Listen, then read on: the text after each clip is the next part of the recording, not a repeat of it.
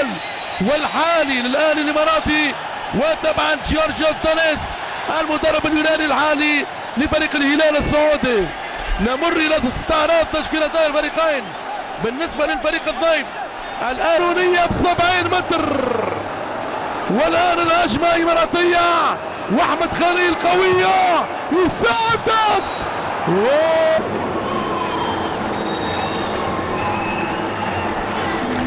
الضغط الأحمر متواصل. كرة ممتازة بالرأس وخالد شرحيلي يسيطر.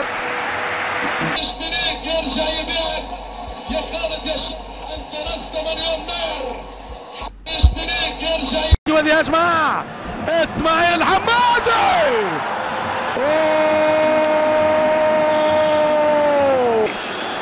3-2 خطورة فيها الكرة، والكرة رودريجو ليما كرة على مرتين خارج